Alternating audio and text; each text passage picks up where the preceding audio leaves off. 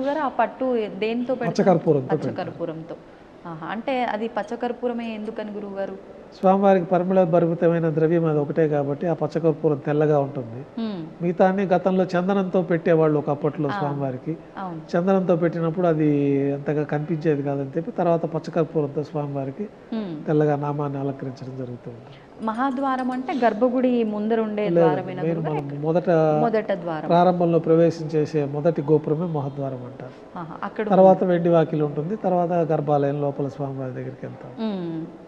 Okay. ఇప్పుడు స్వామివారికి face చూడగానే మనకు స్వామివారి కళ్ళు కూడా క్లోజ్ చేయబడి ఉంటుంది పచ్చకర్పూర నామంతో. ఎందుకని అంటే పచ్చకర్పూర నామమే విశేషము? మరి నామం పెట్టొచ్చు, పై వరకైనా పెట్టొచ్చు, కళ్ళుతో మూసేసి మరి ఎందుకు పెట్టాలి? అలా ఏదైనా ఉందా, ముందు నుంచి చెప్పబడి ఉందా? ఆ కళ్ళు మూసివేయడానికి గతంలో ఈ వడగల తెంగలి అనే ఒక భేదాభిప్రాయాలు నామంలో వచ్చినప్పుడు ఈ ప్రీవీ కౌన్సిల్లో నార్త్ ఆర్కాట్ పరిపాలనలో ఉండేది అప్పట్లో దేవాలయం. అప్పట్లో నామము యూ టైప్ పెట్టాలా, వై టైప్ పెట్టాలా అని ఈ యొక్క సందిగ్ధంలోది వాళ్ళిద్దరి మధ్య గొడవలు వచ్చి దాన్ని లండన్ ప్రీవీ కౌన్సిల్ ఆ కోర్టులో వేసి అక్కడ యూ వద్దు, వై వద్దు, చదరంగా పెట్టండి అని వాళ్ళు ఒక కోర్టు డైరెక్షన్ ఇవ్వడము. ఆ ప్రకారము స్వామివారికి ఇప్పుడు ఆ సైజులో మనం పెడితే వాళ్ళొక సైజు కూడా నిర్ధారణ చేయడం జరిగింది. ఆ సైజులో మనం స్వామివారికి నామం అలంకారం చేయడంతో కళ్ళు మూత వేయబడుతూ ఉంటాయి. అయితే గురువారం నాడు నేత్ర దర్శనంగా మనము శుక్రవారం అభిషేకం ఏర్పాట్లో భాగంగా నేత్రాలు కనిపించే విధంగా ఆ నామాన్ని చిన్న చేయటం అనేది కూడా మన తిరుమల ఆలయంలో దర్శించుకోవచ్చు. ఆ కోర్టు యొక్క ఆదేశానుసారం ఆ విధంగా చేయవలసి వచ్చింది, కానీ దానికి ప్రత్యేకమైన కారణాలంటూ ఏమీ మనకు పురాణాల్లో ఎక్కడ చెప్పబడలేదు. ఇప్పుడు ఈ 3 నామాలే ఎందుకని గురుగారు? దాని వెనకాల కూడా ఆంతర్యం ఏమైనా ఉందా? అంటే నామం సైజు ఇలా పెట్టాలి, ఈ షేప్లో అంటే ఇది కోర్టు ఆదేశాల మేరకే. మనకైతే కస్తూరి తిలకం అనేది ఒక తిలకము సెంటర్లో పెట్టుకోవడం అనేది ఒకటి సహజసిద్ధంగా అనాది నుంచి ఉంది. ఈ నామం అనేది స్వామివారి పాదాలు ఆకారంలో మనకి యూ అంటే పాదం ఇట్లా పెట్టినప్పుడు ఆ యూ షేప్లో అట్లా ఉంటుంది కాబట్టి ఆ యూ షేప్ నామం అట్లా ఉంటుంది.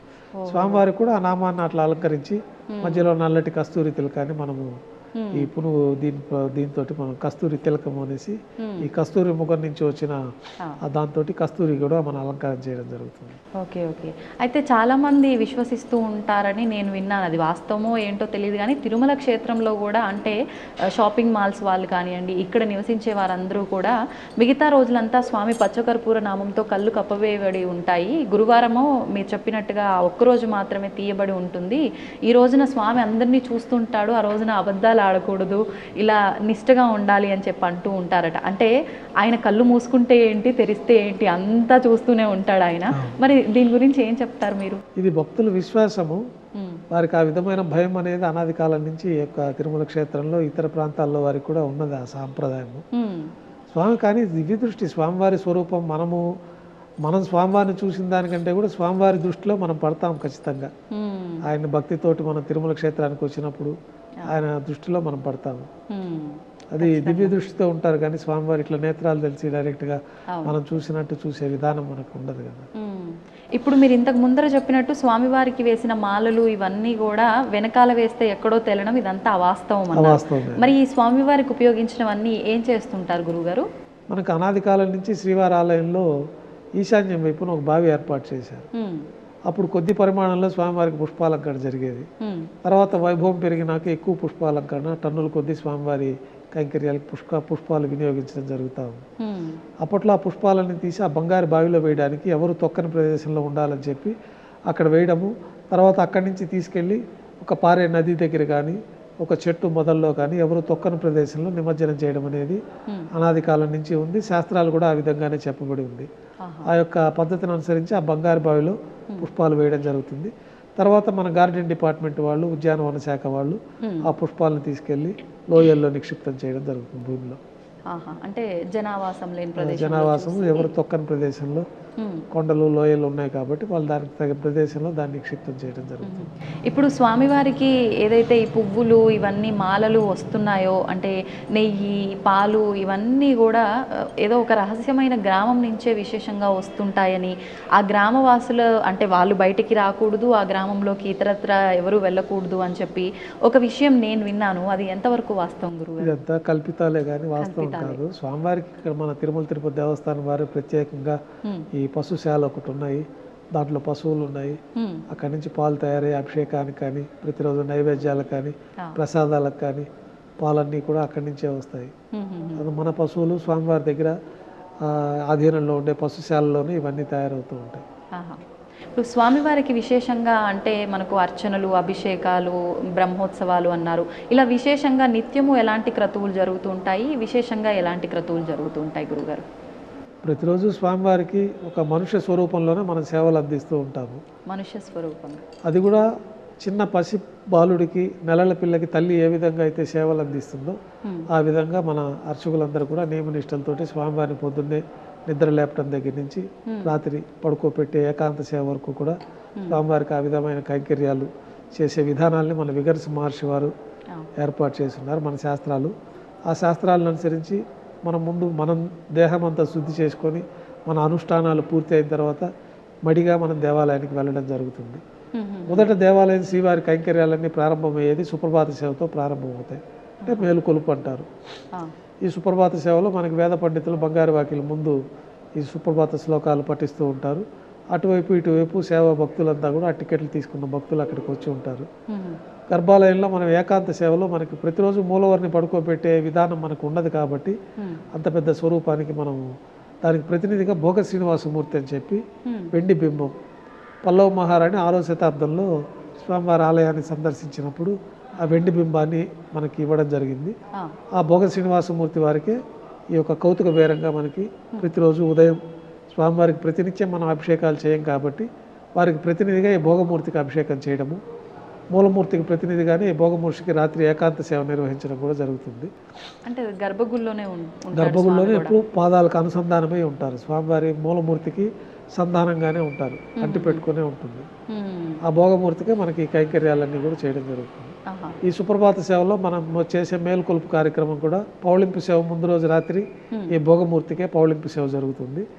వాళ్ళని మేలుకొల్పి భోగమూర్తిని జీవస్థానంలో అంటే స్వామివారి పాదాల ముందు ప్రతిష్ఠించడం, తర్వాత దారోష్ణమైన గోక్షీరము అంటే అప్పుడే ఆవు నుంచి పిండి తీసుకొచ్చిన పాలని మొదట నైవేద్యంగా స్వామివారికి సమర్పించడం, తర్వాత నవనీత నైవేద్యంగా సమర్పించి ఈ విశ్వరూప దర్శనంతో మనకి సుప్రభాత సేవకులు అందరూ వచ్చిన భక్తులందరూ కూడా దర్శనం చేసుకుంటారు. తర్వాత స్వామివారికి తోమాల సేవ అనే కార్యక్రమం జరుగుతుంది.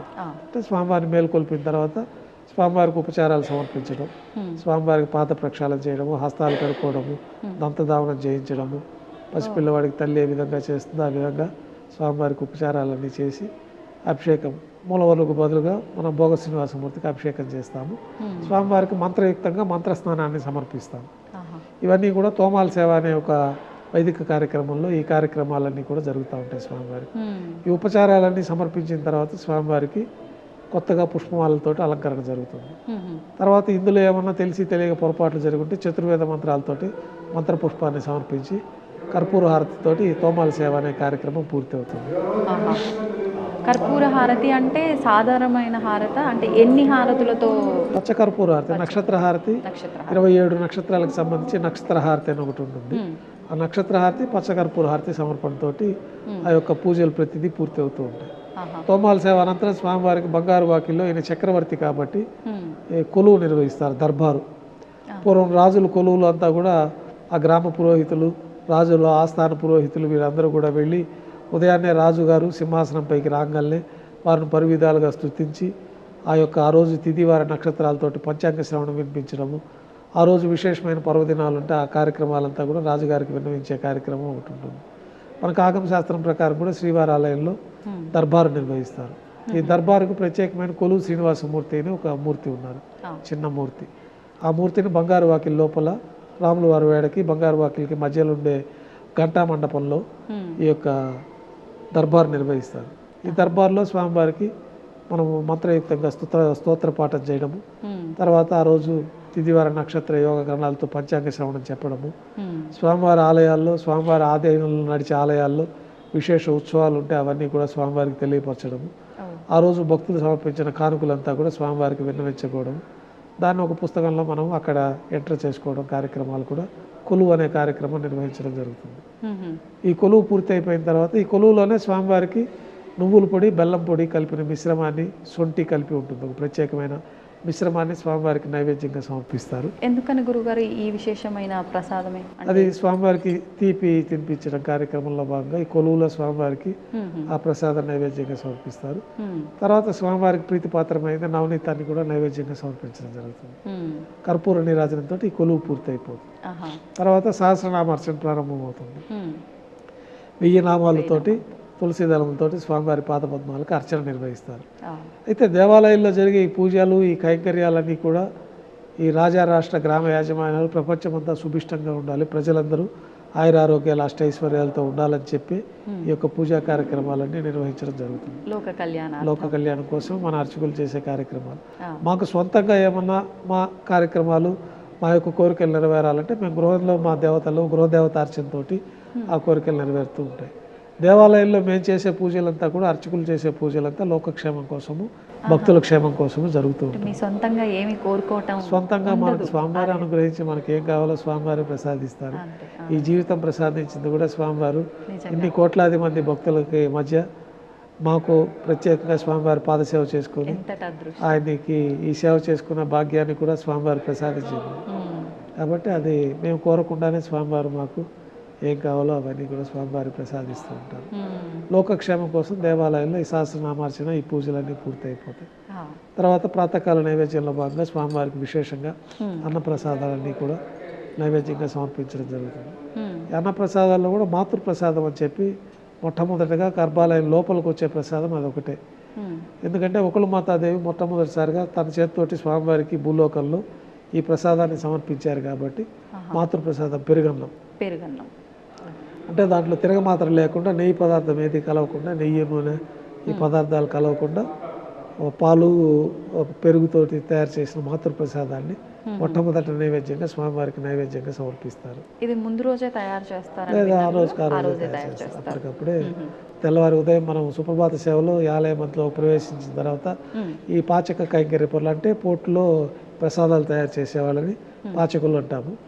వారు పాచకులు కూడా వాళ్ళు శుచి ఆలయానికి వచ్చి వాళ్ళ అనుష్ఠానాలన్నీ పూర్తయిన తర్వాత వాళ్ళు మంత్రయుక్తంగా ఈ యొక్క ఆలయంలో పొయ్యిలు ఏర్పాటు చేసుకొని దాంట్లో అన్నప్రసాదాలన్నీ తయారు చేయడము.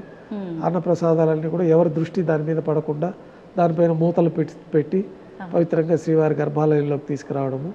ఈ ఘంటానాథం మధ్య ఈ ప్రసాదాలన్నీ స్వామివారికి నైవేద్యం సమర్పించిన తర్వాత అలా ఎన్ని రకాల ప్రసాదాలు నివేదన చేస్తారు గురుగారు? ప్రతిరోజు పొద్దున ఒక 4 రకాలు శుద్ధాన్నం వస్తుంది. శుద్ధాన్నం అత్యంత ప్రీతిపాత్రమైంది, అంటే ఒట్టి అన్నం. తర్వాత ఈ మాత్ర ప్రసాదము. కులశేఖరపడి బయట పొంగలి, మిరియాలతో తయారు చేసిన పొంగలి, పులిహోర, కదంబము, చక్కెర పొంగలి, ఈ ప్రసాదాలన్నీ కూడా స్వామివారికి నైవేద్యంగా వస్తాయి. పొంగలి అంటే కట్టె పొంగలి, మిరియాలు, జీలకర్ర విశేషం ఉందని విన్నాము. భక్తులకు అంటే సంతానం కలగని వారు అది ఈ పొంగలి. అది ధ్వజ ఆరోహణ రోజు ప్రత్యేకంగా మనం ధ్వజస్తంభం పైన గరుపంతుల వారికి నివేదన చేస్తాము.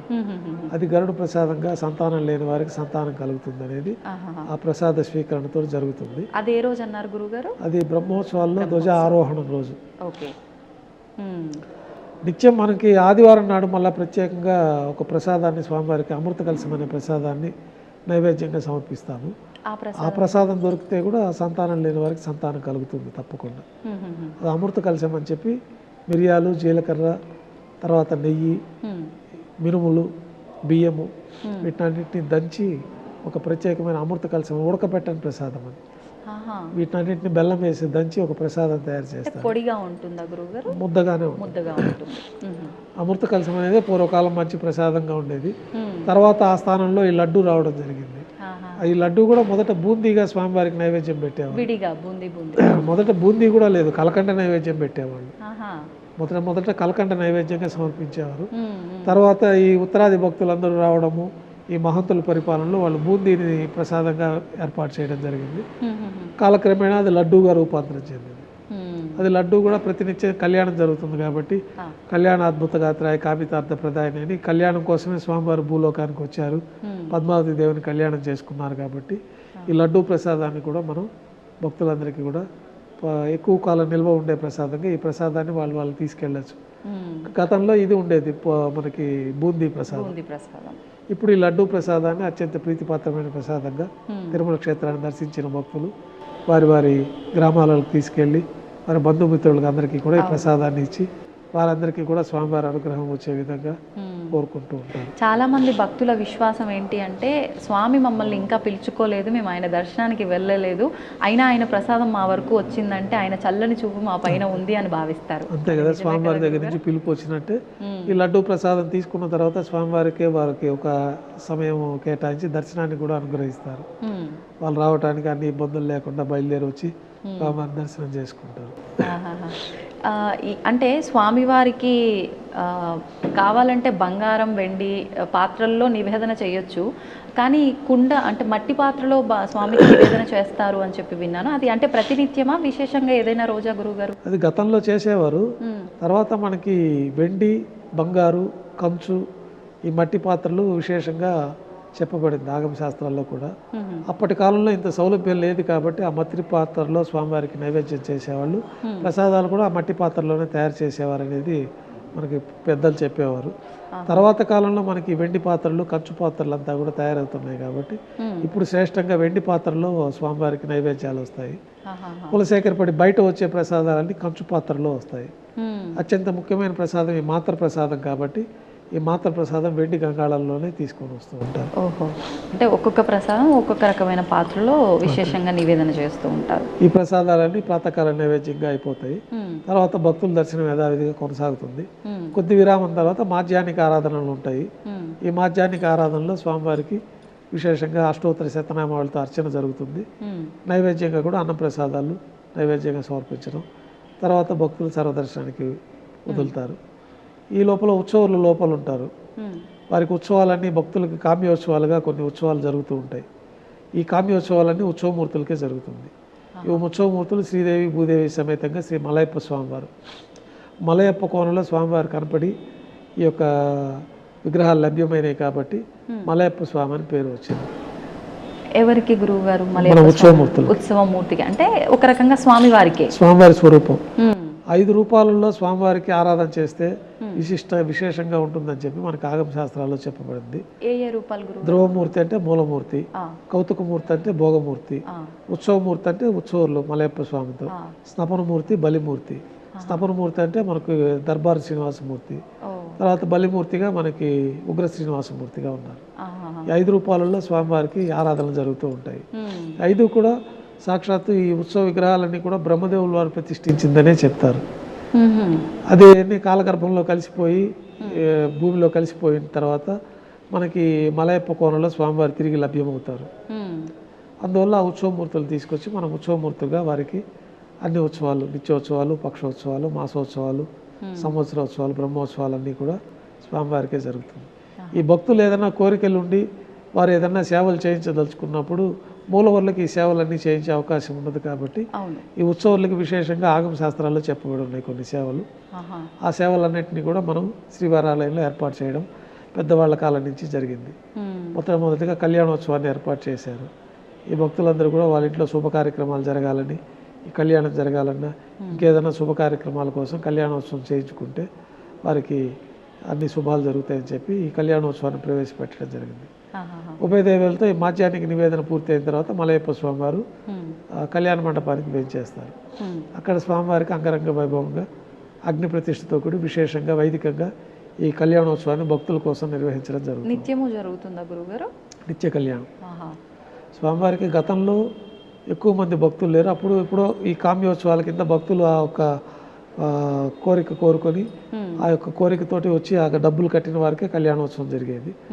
తర్వాత కాలంలో ఇప్పుడు ప్రతినిత్యం భక్తులు లక్షలాది మంది వస్తున్నారు.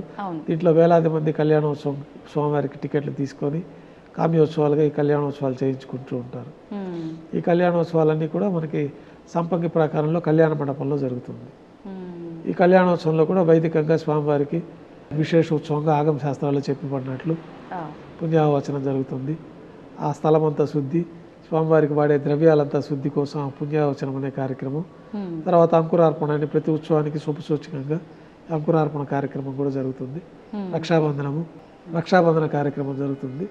తర్వాత అగ్నిముఖంగా దేవతలందరినీ ఆహ్వానించి అగ్ని ప్రతిష్ఠ అనే కార్యక్రమం జరుగుతుంది. తర్వాత స్వామివారికి అమ్మవార్లకి కళ్యాణం సందర్భంగా నూతన పట్టు వస్త్రాలు సమర్పించడం, తర్వాత విశేషంగా మాంగళ్యాలకి పూజ, మహాసంకల్ప పఠనం, అంటే మనం ఏ ప్రదేశంలో ఉన్నాము, ఎందుకోసం ఈ కళ్యాణోత్సవం నిర్వహిస్తున్నామనే సంకల్పాన్ని కూడా ఆ సమయంలో పఠించడం జరుగుతుంది. ఆ మహాసంకల్ప పఠనం స్వామివారి గోత్ర ప్రభువులతోటి, అమ్మవారి గోత్ర ప్రభువులతోటి ఈ మంత్రాల పఠనం అంతా పూర్తయిన తర్వాత మాంగళ్యాలకు అభిషేకం చేసి, అంటే గోత్రనామాలతో అంటే ఇప్పుడు స్వామివారి ఇక్కడ అదే మనకు ఆవిర్భవించిన దానికి ఈ భరద్వాజ మహర్షి స్వామివారి ప్రతిష్ఠించారనేది ఒకటి పురాణాల్లో కూడా ఉంది కాబట్టి భారద్వాజ గోత్రంగా స్వామివారికి ఇక్కడ ఆరాధనలు జరుగుతూ ఉంటాయి. భారద్వాజ గోత్రం స్వామివారిది, అమ్మవారిది కాశ్యప గోత్రం ఒకరిది, భార్గవస గోత్రం ఒకరిది. ఆ విధంగా మనకి పురాణాల్లో చెప్పబడిన విధంగా ఆ గోత్ర ప్రభువులతోటి స్వామివారికి సంకల్పం చెప్పుకొని మాంగళ్యాలు పూజ అయిపోయిన తర్వాత స్వామివారి తరఫున అర్చకులే అమ్మవారికి మాంగళ్య సమర్పణ చేస్తారు. తర్వాత విశేషంగా లాజ హోమాలు, ప్రత్యేకమైన ఆగమ శాస్త్రాల్లో చెప్పిన హోమాలన్నీ జరుగుతాయి. పూర్ణావధితోటి ఈ కళ్యాణోత్సవం పూర్తి అయిపోతుంది. తర్వాత ఆర్జిత డోలోత్సవం అని ఒకటి జరుగుతుంది. ఊంజల్ సేవ అంటారు. ధ్వజస్తంభం వద్ద గల అద్దాల మండపంలోకి స్వామివారి వేచి చేస్తారు. అక్కడ వేద పారాయణ నడుమ ఊంజల్ సేవ నిర్వహిస్తారు. తర్వాత ఆర్జిత బ్రహ్మోత్సవం ఆలయం వెలుపల ఉన్న వైభవోత్సవ మండపంలో, గతంలో ఆర్జిత బ్రహ్మోత్సవం అని చెప్పి మనకు బ్రహ్మోత్సవాలకు డబ్బులు కడితే వీధి ఉత్సవం కూడా జరిగేది. ఇప్పుడు భక్తులు ఎక్కువైపోయారు, ఈ కార్యక్రమాలన్నిటికీ ఇబ్బందులు అవుతాయి కాబట్టి ఆర్జిత బ్రహ్మోత్సవంగా మనకి ఒక్కొక్క వాహనం పైన స్వామివారిని వేంచేపు చేయడము, ఆ డబ్బులు కట్టిన వాళ్ళకి ఉత్సవార్థులకి హారతి ఇచ్చి వారికి దర్శనం చేయించడంతో ఆర్జిత బ్రహ్మోత్సవం అంటే 3 వాహనాలకే ఇప్పుడు పరిమితం చేయడం జరిగింది. గరుడ వాహనము, హనుమంత వాహనము, తర్వాత పెద్దశేష వాహనము. బ్రహ్మోత్సవాల సమయం ఆర్జిత బ్రహ్మోత్సవం ప్రతినిత్యం జరిగే వాటిలో కామ్యోత్సవాలు అంటే భక్తులు ఏదైనా ఈ వాహన సేవ చేయించుకోవాలనుకోని కోరికుంటే డబ్బులు కడితే గరుడ వాహన సేవ, ఈ హనుమంత వాహన సేవ వాళ్ళ పేరు పైన వాళ్ళు పాల్గొంటారు. ఆ సేవ పూర్తయిన తర్వాత వాళ్ళు దర్శనానికి వెళ్తారు. తర్వాత సాయంకాలం కామ్యాలకి విశేషంగా ఈ సేవలు చేయించుకోవచ్చు. వారు కోరుకుంటారు, నేను నీకు గరుడోత్సవం చేయిస్తాను, లేదా బ్రహ్మోత్సవం చేయిస్తాము అని కోరుకొని వాళ్ళు సంకల్పం చేసుకున్నప్పుడు వాళ్ళకి ఆ యొక్క టికెట్ తీసుకొని ఈ కామ్యోత్సవాలుగా, ఇవన్నీ కామ్యోత్సవాలే, భక్తులకి కోరికలు తీరడానికి కోసం ఏర్పాటు చేసిన ఉత్సవాలు. ఒకే ఉత్సవంగా పెడితే అందరికీ ఆ ఉత్సవం లభ్యం కాదు కాబట్టి వివిధ రకాలైన ఉత్సవాలని మనం ఆగమ శాస్త్రానుగుణంగా ఏర్పాటు చేయడం జరిగింది. ఇట్లా ఈ వాహన సేవలు పూర్తయిన తర్వాత సాయంకాలం సహస్ర దీపాలంకరణ సేవ అని, అది కూడా ఒక సేవగా భక్తులు డబ్బు కడతారు. ఆ సేవలో భక్తులు పాల్గొంటారు. స్వామివారికి వేదంతో చేయడము, నాదంతో అంటే మంగళవాద్యాలు, వేదం, నాదం, గానం అంటే స్వామివారి కీర్తనలతోటి ఒక సేవగా ఈ సహస్ర దీపాలంకరణ సేవ సాయం సంధ్య వేళల్లో ఆలయం వెలుపల వైభవంగా జరుగుతుంది. అది పూర్తి అయిపోయిన తర్వాత తిరువీధులు ఉత్సవం చేసుకొని భక్తులు అనుగ్రహిస్తారు. తర్వాత ఆలయంలోకి వేచి చేసిన తర్వాత రాత్రి తోమాల సేవ, ఉదయం స్వామివారికి వేసిన పుష్పాలన్నీ తీసేయడము, గర్భాలయం అంతా శుద్ధి చేసుకోవడం, తిరిగి సాయంకాలం స్వామివారికి ఉపచారాలు సమర్పించడం. పొద్దున తీసింది సాయంత్రం తీసేస్తారు. సాయంత్రం వేసిన పుష్పాలు రాత్రి ఏకాంత సేవకు అన్ని మళ్ళీ తీసేస్తారు. సాయంకాలం ఆరాధన పూర్తయిన తర్వాత స్వామివారికి పుష్పాలంకరణ, సాయంత్రం అర్చన, రాత్రి నైవేద్యం. రాత్రి నైవేద్యంలో మామూలుగా స్వామివారికి దోశ అనే ఒక ప్రత్యేకమైన నైవేద్యంగా కూడా సమర్పించడం జరుగుతుంది. ఏం నైవేద్యం? దోశ.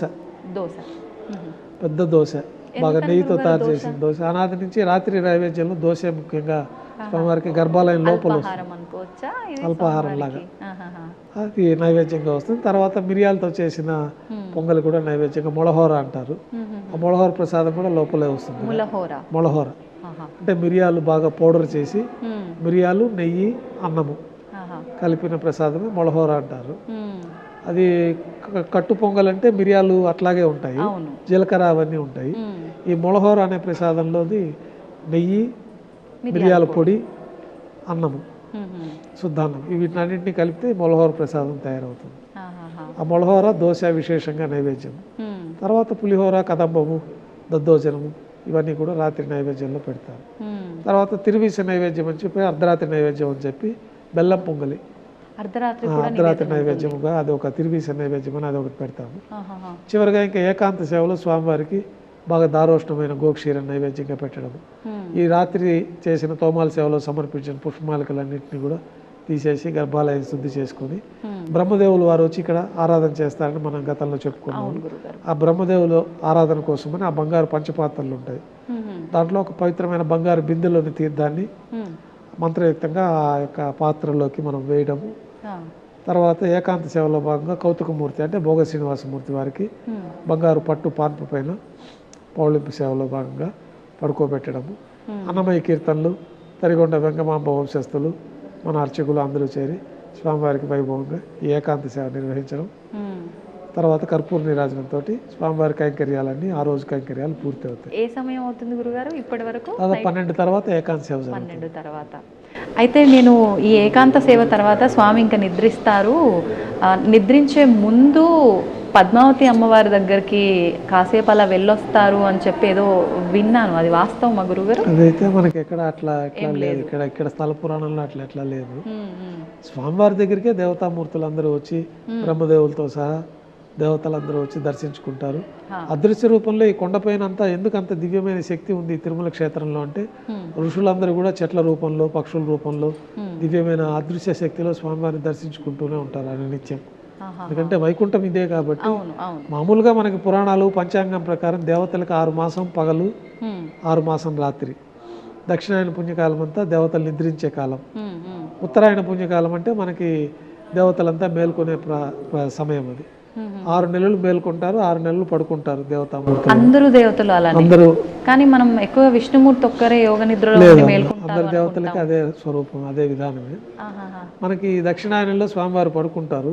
కౌశిక ద్వాదశి అని మొన్న ఈ మధ్య జరిగింది కార్తీక మాసంలో. ఆ ద్వాదశి రోజున స్వామివారు మేల్కొంటారు. ఉత్తాన ఏకాదశి అని వస్తుంది. ఆ ఉత్తాన ఏకాదశి కార్తీక మాసంలో వస్తుంది. శయన ఏకాదశికి శయన ఏకాదశి అనేది మనకి ఆగస్టులో వస్తుంది. పడుకుంటారు. ఈ ఉత్తాన ఏకాదశి అనేది ఇక్కడ ప్రారంభమవుతుంది. ఇప్పుడు ఉత్తర ద్వార దర్శనము అని కూడా డిసెంబర్ 30 నుంచి ఉత్తాన ఏకాదశి రోజున స్వామివారు మేల్కొంటారు వైకుంఠంలో. తర్వాత వారికి ఉపచారాలన్నీ చేసి ఈ ధనుర్మాసంలో వచ్చే వైకుంఠ ఏకాదశి పర్వదినం అంటాం కదా, ఆ రోజున స్వామివారికి దర్శనం ఇస్తారు. ముక్కోటి దేవతలు వచ్చి వైకుంఠంలో దర్శనం చేసుకుంటారు. మనకి ముక్కోటి దేవతలు ఇక్కడ మన స్వామివారి ఇప్పుడు ఇక్కడే ఉన్నారు కాబట్టి ఆ రోజు ముక్కోటి దేవతలు ఈ తిరుమల కొండలో స్వామివారిని దర్శనం చేసుకుంటారు. మిగతా సమయాల్లో వారి వారి విధుల్లో వాళ్ళు ఉంటారు. ఒక్కొక్క ప్రత్యేకమైన సమయాల్లో వచ్చి స్వామివారిని దర్శించుకుంటూ ఉంటారు. ఖచ్చితంగా రోజులో ఒకసారి విశేష ఇక్కడ రావటం అనేది జరుగుతుంది. దేవతామూర్తులందరూ కూడా బ్రహ్మదేవులు వారు వచ్చి ఆరాధన చేస్తారు. దేవతలకి విష్ణుమూర్తికి ప్రత్యేకమైన సేవాగణం అంతా కూడా ఆయన దర్శనం చేసుకొని వెళ్తూ ఉంటారు ప్రతిరోజు. విశేష పర్వదినాల రోజున ముక్కోటి దేవతలు వచ్చి వైకుంఠ ఏకాదశి రోజున, వైకుంఠం ఇప్పుడు ఇక్కడే ఉంది కాబట్టి భూలోకంలో మన తిరుమల క్షేత్రమే వైకుంఠం కాబట్టి ఇక్కడ వచ్చి స్వామిని దర్శించుకుంటారు. అందుకే మనకి లక్షలాది మంది భక్తులు ఈ వైకుంఠ ఏకాదశి రోజు స్వామివారిని దర్శించుకోవడం అనేది జరుగుతుంది.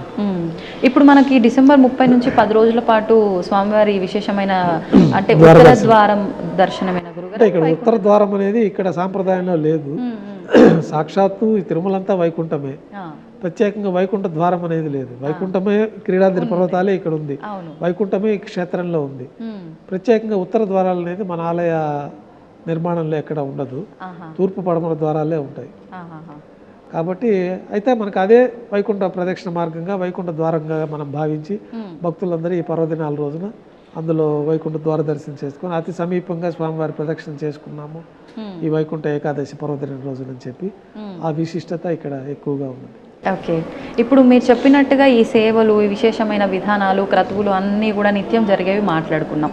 స్వామికి అంటే ఏడాది పాటున కూడా విశేషంగా జరిగే విశేషమైన క్రతువులు ఏమున్నాయి గురువుగారు? నిత్యోత్సవాల కింద ఈ ఉత్సవాలన్నీ ప్రతిరోజు జరుగుతాయి. వారోత్సవాల కింద ప్రత్యేకంగా స్వామివారికి వారోత్సవాలు, ఈ తిరుప్పావుడి సేవ గురువారం నాడు మూలమూర్తి దగ్గర అన్నకూటోత్సవం అని చెప్పి ఈ నేత్రాలన్నీ స్వామి తెరిచేదానికి ఈ లోకమంతా సుభిక్షంగా ఉండాలంటే అన్నకూటాన్ని పెద్ద రాశిగా పోసి స్వామివారి దృష్టి అక్కడ పడిందంటే ఈ సకల జీవరాశులకి కూడా ఆహారానికి లోటు లేకుండా భగవంతుడి అనుగ్రహంతో అది అందరి లభ్యం అవ్వాలని చెప్పి అన్నకూటోత్సవాన్ని మనకు ప్రవేశపెట్టడం జరిగింది. గురువారం నాడు స్వామివారికి ఆభరణాలన్నీ సళ్ళింపైన తర్వాత ఆయన నేత్రాలు తీసి మనం ఈ నామం అర్ధభాగం తొలగించి ఈ ఆభరణాలన్నీ తొలగించేసిన తర్వాత మొట్టమొదటిగా అక్కడ పులిహోర తింత్రిణి రసాన్నం సుమారు ఒక 300 కిలోల పరిణామంలో ఆ తింత్రిణి రసాన్నాన్ని మనం పెద్ద రాశిగా పోసి స్వామివారి నేత్రాలు దాని మీద పడతాయి. ఆ అన్నకూటోత్సవాన్ని కూడా మనం గురువారం నాడు చేస్తాము. ఇది వారోత్సవాలుగా జరుగుతాయి. తర్వాత మంగళవారం నాడు అష్టదళ పాద పద్మారాధన అని చెప్పి ఒక 108 స్వర్ణ కమలాలతోటి స్వామివారి దివ్య పాద పద్మాలకి ఈ అష్టదళ పాద పద్మారాధనని ఒక ఆర్జిత సేవగా చేస్తాము. వారోత్సవాల్లో ఇవన్నీ ఉంటాయి. తర్వాత శుక్రవారం నాడు అభిషేకం సేవను కూడా మనం ప్రత్యేకంగా నిర్వహించడం జరుగుతుంది. ఈ అభిషేకం ఏర్పాట్లో భాగంగానే ఈ గురువారం నేత్ర దర్శనం అనే అలంకారం అనేది తిరుమల క్షేత్రంలో ప్రసిద్ధి పొందింది. శుక్రవారం అభిషేకం ఆభరణాలన్నీ తీయాలి కాబట్టి శుక్రవారం నాడు తీసే సమయం ఉండదు కాబట్టి గురువారం నాడు ఉదయం ఈ ఆభరణాలన్నీ తీయడము, ఈ నేత్ర దర్శనం అలంకారం చేయడము, ఆ రోజు సాయంత్రం విశేషంగా ఈ ఆభరణాలకు ఒక బరువు వల్ల స్వామివారి శరీరం తాపం లేకుండా ఈ పూలంగి సేవను కూడా ప్రత్యేకంగా మనం పూలతోటే స్వామివారి స్వరూపం అంతా పూలంగి సేవగా నిర్వహించడం, ఆ రోజు రాత్రితోటి ఈ పూలంగి సేవ సల్లింపు చేసేయడం, తెల్లవారి కైంకర్యాలు పూర్తి అయిన తర్వాత స్వామివారికి ఉండే వస్త్రము ఉత్తరీయాన్ని కూడా పూర్తిగా తొలగించడము, స్వామివారి సహజమైన స్వరూపానికి ప్రత్యేకంగా పురుగు తైలంతో దివ్యమంగళ స్వరూపం అంతా మర్దన చేయడము, ఒక తెల్లటి కౌపీనాన్ని స్వామివారికి అలంకరించి మొదట గోక్షీరంతో అభిషేకం ప్రారంభమవుతుంది. ఈ దివ్యమంగళ స్వరూపానికి అంతా కూడా గోక్షీరంతో అభిషేకము, గోక్షీరంతో అభిషేకం పూర్తయిన తర్వాత ఈ గోక్షీరం యొక్క జిడ్డు ఉంటుంది, అదంతా పోగొట్టడానికి ఈ కుంకుమ పువ్వు, చందనము, పచ్చకర్పూరము, జాజికాయ, జాపత్రి మొదలైన పవిత్రమైన ద్రవ్యాలతోటి ఒక లేపనాన్ని తయారు చేస్తారు. ఆ లేపనాన్ని స్వామివారి దివ్యమంగళ స్వరూపం అంతా కూడా మర్దన చేయడం జరుగుతుంది. అదే మనకి అభిషేక తీర్థంగా కూడా దాన్ని పట్టుకొని అభిషేక తీర్థంగా ఎక్కువ కాలం నిల్వ ఉంటుంది. ఆ అభిషేకం పూర్తయిన తర్వాత వక్షస్థలంలో అమ్మవారికి ప్రత్యేకంగా పసుపు నీటితోటి అభిషేకం జరుగుతుంది. తర్వాత ఈ యొక్క పసుపు నీటి ఇదంతా కూడా పోవడానికి శుద్ధ జలంతో అభిషేకం పూర్తవుతుంది. అభిషేకం పూర్తయిన తర్వాత స్వామివారికి నిజపాద దర్శనం అనే ఒక ప్రత్యేకమైన దర్శనం కూడా దర్శించుకోవచ్చు. స్వామివారికి ఒక శిరోవస్త్రం అలంకరించడం జరుగుతుంది. తర్వాత వక్షస్థలంలో వ్యూహలక్ష్మి అమ్మవారికి పచ్చకర్పూరంతో అలంకారం చేయడం జరుగుతుంది. స్వామివారికి ఉత్తరయము ధోతి అలంకరణలోకి ఈ యొక్క నిజపాద దర్శనం అని ఆ రోజే పాదాలు దర్శించుకోవచ్చు. మిగిలిన సమయాల్లో అంతా శుక్రవారం నుంచి గురువారం ఏ వారమైనా కానీ స్వామివారి పాదాలకి కవచాలు ఏర్పాటు చేసి ఉంటుంది. బంగారు కవచాలు తులసి దళాలతో కప్పి ఉంచబడుతుంది. కాబట్టి మిగిలిన ఎప్పుడు మనం నిజపాద పాదాల దర్శనం కాదు. ఈ ఒక్క శుక్రవారం నాడే అభిషేకం తర్వాత ఈ నిజపాద దర్శనం చేసుకోవచ్చు. అది అభిషేకంకి పొందిన భక్తులు మాత్రమే ఆ యొక్క సేవా దర్శనం భాగ్యం ఉంటుంది. తర్వాత ఆభరణాలన్నీ అలంకరణ చేయడంతో శుక్రవారం మనం పూర్ణ అలంకరణలో స్వామిని దర్శించుకోవచ్చు. మళ్ళీ గురువారం వరకు స్వామి అట్లాగే దర్శనాన్ని ఇస్తారు. గురువారం నాడు నేత్ర దర్శనము, సాయంకాలం పూలంగి దర్శనము, శుక్రవారం నాడు నిజరూప దర్శనము. ఈ విధంగా మూలవర్లకి వారంగా జరిగే సేవలు ఉంటాయి. తర్వాత ఉత్సవర్లకి ప్రత్యేకంగా జ్యేష్ఠ మాసంలో జ్యేష్ఠాభిషేకం అని జూన్ జూలైలో జరుగుతుంది. జ్యేష్ఠాభిషేకం అని చెప్పి ప్రతి సంవత్సరం కవచాలు ఏర్పాటు చేయడం జరిగింది. ఈ మలయప్ప కోనలో లభించిన ఉత్సవమూర్తులు బ్రహ్మ ప్రతిష్ఠించిన ఉత్సవమూర్తులు. మనం అనాది నుంచి ఈ కామ్యోత్సవాల కోసం ప్రతి సోమవారం నాడు విశేష పూజ అని వారం అభిషేకాలు జరిగేది. తర్వాత ప్రతి బుధవారం నాడు సహస్ర కలశ అభిషేకం అని అభిషేకాలు జరిగేది. ప్రతిరోజు గతంలో వసంతోత్సవం అని చెప్పి ఈ ఆర్జిత బ్రహ్మోత్సవం పూర్తి అయిన తర్వాత భక్తులు కామ్యోత్సవంగా వసంతోత్సవం అని చెప్పి స్వామివారికి అభిషేకం జరిగేది. దాదాపు 450-500 అభిషేకాలు జరుగుతూ ఉండేది సంవత్సరంలో ఉత్సవమూర్తులకి. అది భక్తులు కామ్యోత్సవం కోసం అని ఏర్పాటు చేసింది. ఒకప్పుడు అంటే ఒక 2000 సంవత్సరానికి ముందు వరకు. తర్వాత ఒక 5-6 ఏళ్ల నుంచి మనము ఇవన్నీ చేసిన దానివల్ల స్వామివారి మలయప్ప స్వరూపం అంతా కూడా అరిగిపోయింది. దీనికి ముందే 80వ దశకంలోనే పెద్దవాళ్ళు ఈ అరుగుదలను గుర్తించి పైనుంచి స్వరూపానికి అభిషేకం చేసేవాళ్ళు గతంలో. ఈ అభిషేకం పైనుంచి చేయడం వల్ల అరుగుదల ఎక్కువైపోయి విగ్రహాలు బాగా క్షీణించిపోతున్నాయి. అంటే శిరస్సు నుంచి పాలు, ఈ కొబ్బరి నీళ్లు, తర్వాత ఈ పసుపు చందనంతో అలంకారం చేయడము, తేనె అభిషేకము, ఇవన్నీ అయిపోయిన తర్వాత చింతపండుతోటి స్వామివారి ఆ పంచలోహ స్వరూపాన్ని మనం అంతా శుభ్రపరచడము.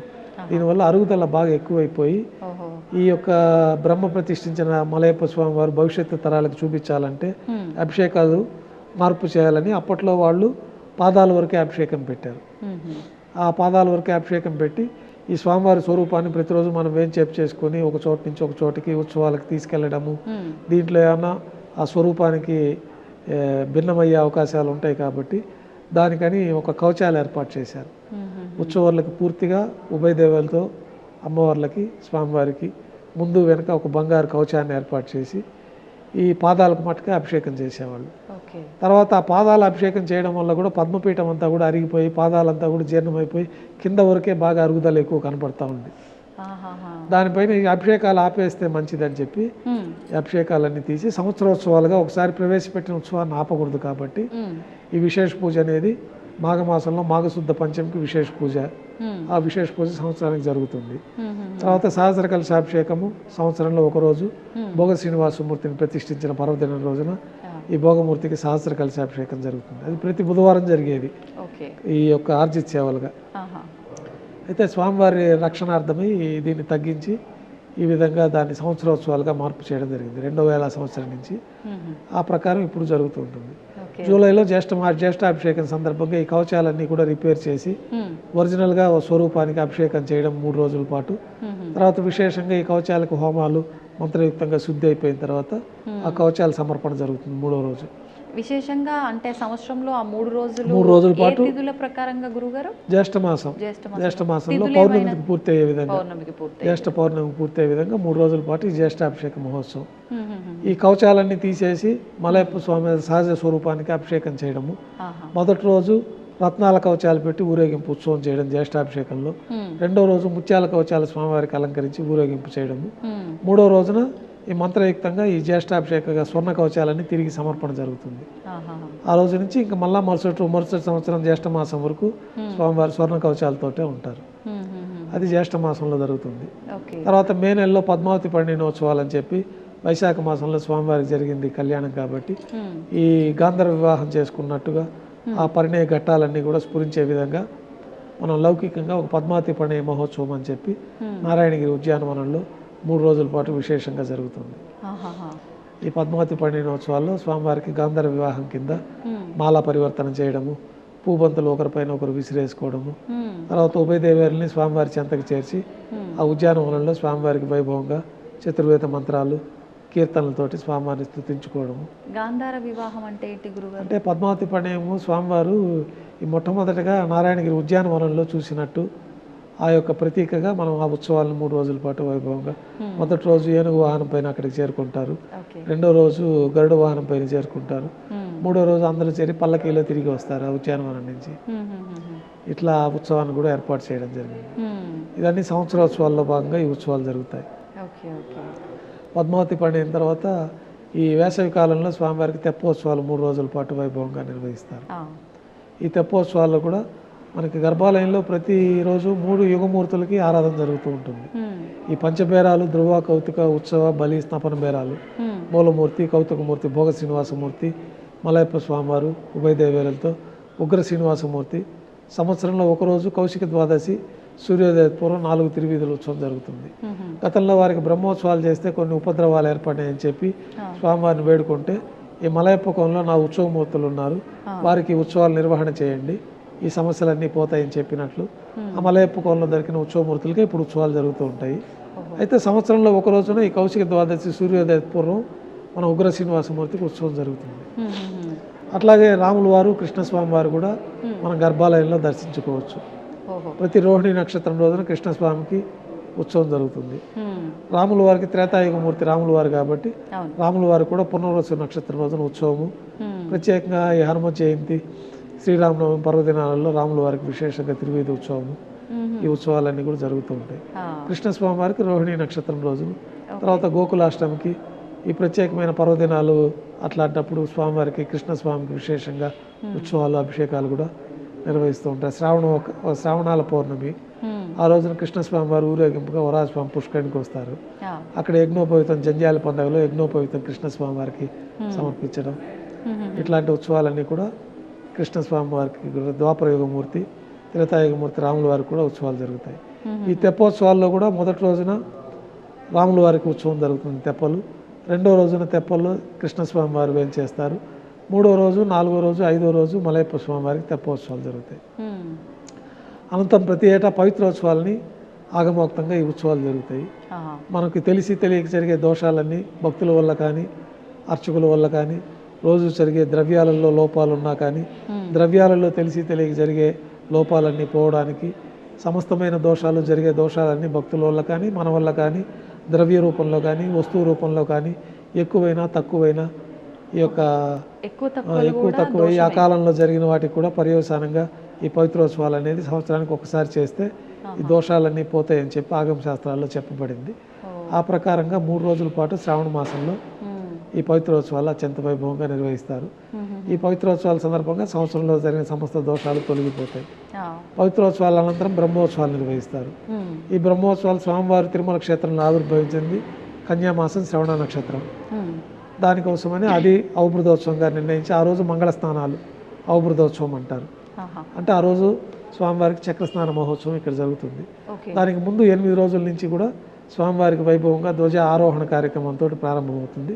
9 రోజుల పాటు ఉత్సవాల్లో అత్యంత వైభవంగా జరిగే బ్రహ్మోత్సవాలు ప్రారంభించబడతాయి. ఈ 9 రోజుల పాటు జరిగే ఉత్సవాల్లో మొట్టమొదటి రోజున అంకురార్పణ అని చెప్పి బ్రహ్మోత్సవాలు 9వ రోజుకు ముందు ఈ అంకురార్పణాన్ని సేనాధిపతి వారి ఉత్సవము, ఈ లోకమంతా సుభిక్షంగా ఉండాలని చెప్పి, బాగా పాడి పంటలు సమృద్ధిగా ఉండాలని చెప్పి ఈ నవధాన్యాలకు విశేషంగా ఆరాధన చేసి అంకురార్పణ కార్యక్రమం.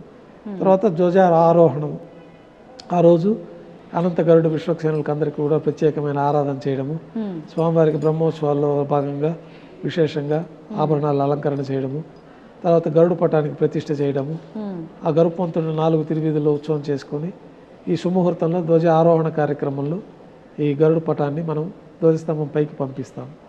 ఈ 9 రోజుల పాటు దేవతలందరినీ రిసీవ్ చేసుకోవడం, వారికి అందరికీ తగిన ఉచితమైన స్థానాలు కల్పించడము, గరుపమంతుల వారిని ధ్వజస్తంభం పై నుంచి దేవతలందరికీ కూడా ఆహ్వానించడం జరుగుతుంది. ఈ ప్రత్యేకమైన మంత్రాలతోటి ఈ కార్యక్రమం అంతా ధ్వజారోహణంగా జరుగుతుంది. తర్వాత ఆ రోజే మనకి విశేషంగా జరిగే ఉత్సవాలు కాబట్టి ప్రభుత్వం తరఫున కూడా పట్టు వస్త్రాలను స్వామివారికి సమర్పించడం. ఆ రోజు నుంచి వాహన సేవలు ప్రారంభమవుతాయి.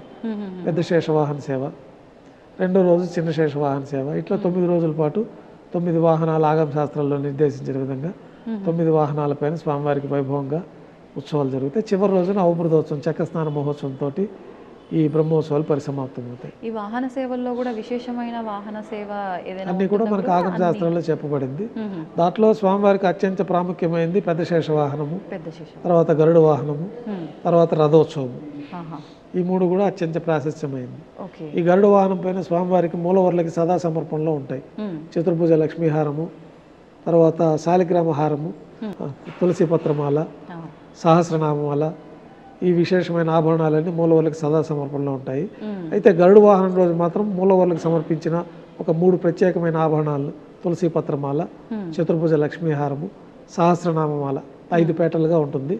ఒక్కొక్క బిళ్ళ పైన ఒక్కొక్క స్వామివారి నామావళి రాసి ఉంటుంది. అట్లా 1000 నామాలతోటి 5 వరుసలతోటి ఆ సహస్రనామాల ఉంటుంది. ఆ మూలవర్ల ఆభరణాలన్నీ కూడా గరుడ వాహనం రోజున స్వామివారికి తీసుకొచ్చి సమర్పించడం జరుగుతుంది. అందుకే లక్షలాది మంది గరుడ వాహనం రోజున భక్తులు తిరుమలకు చేరుకుంటారు.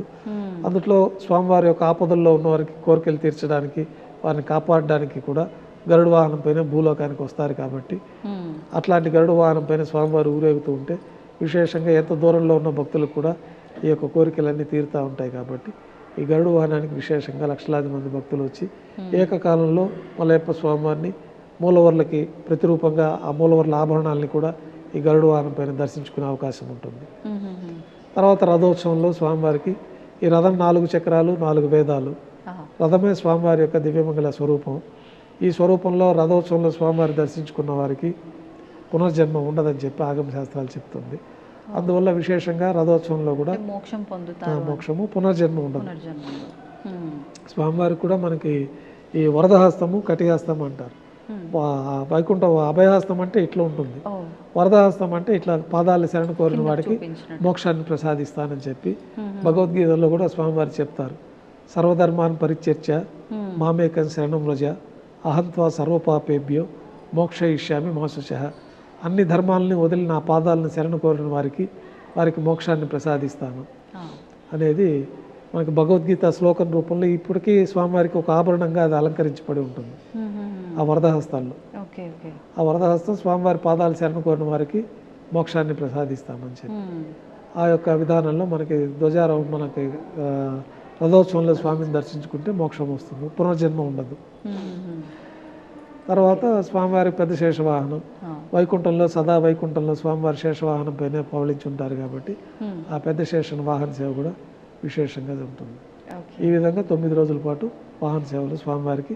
చివరి రోజు అవబృధోత్సవం వరాహస్వామి పుష్కరంలో చక్రతాళ్ వారితో కలిపి స్వామివారికి విశేషంగా స్నాపన తిరుమంజనం చేయడం, తర్వాత భక్తులందరూ కూడా పుష్కరంలో స్నానం ఆచరిస్తారు.